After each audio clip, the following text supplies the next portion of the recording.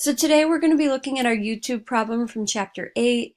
I think the best analogy for this problem is it takes a sentence here, this Shakespeare quote, and flips each individual word. So like if each word were a pancake, it'd flip it over. We're not taking the whole sentence and flipping it over like a pancake. We're taking only the individual words and flipping them. And then we're leaving a period at the end. So the output should be with a little period at the far end. Okay. I have here our first bit of code and its output just to show us how the first function works. We'll be looking at 3 functions that comprises this code. So first is our reverse. So the point of this function is to reverse the word that we see.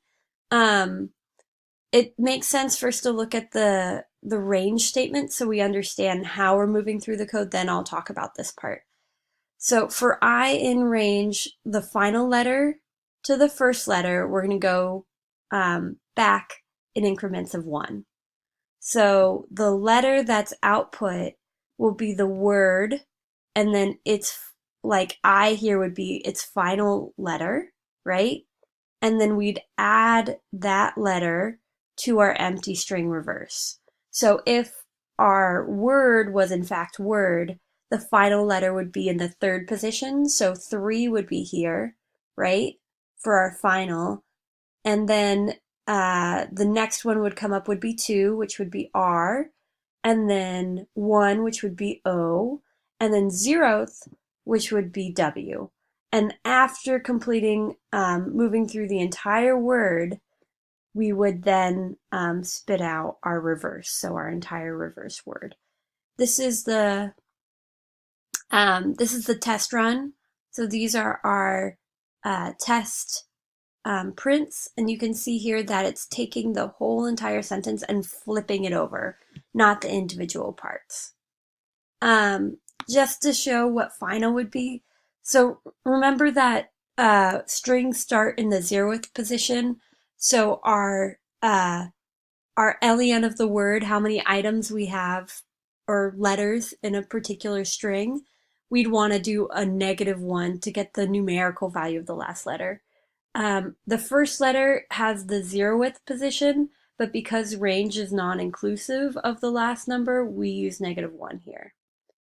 Okay, so let's go down to the second part and do a test print so you can see that as well alongside. Okay, so now we're reversing all the words in the sentence, and we're ignoring whether there would be a period or not. So we're initializing an empty string like before. We're splitting our sentence into individual words. So then in X in words, so really we're saying let's pull up each individual word in that sentence and flip it. That's going to be the point. So for X in our new string that we created called words, we're going to take each word and we're going to reverse it. And then we're going to, in our new string, put that reversed word plus a blank. Okay? And then when it's done with the entire string, with the entire list of words, we're going to remove that final extra space that we've added after the last word. And we can see here there's no extra space. And then we're going to return our now backwards string. So this is the output. There's no extra space here. We're just taking it, splitting each word in the sentence from our given, reversing it, and then adding a space afterwards. Cool. So let's print the final one, and we can see what that looks like. So a lot of the heavy lifting has been done by these first 2 functions, so the last function should be pretty straightforward. Now we need to take into account if there's a period or not present. Pardon me. Okay, so we're going to reverse all the words individually in a sentence and then put the period at the end if a period is present. Again, this code assumes that there's no other punctuation present to take into account, so it helps us.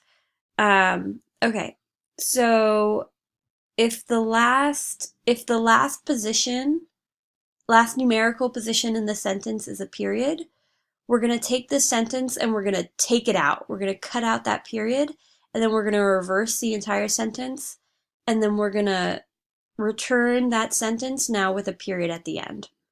Otherwise, if there's no period in that last position, we can just run this code, right? We can just say reverse the sentence, don't care about a period.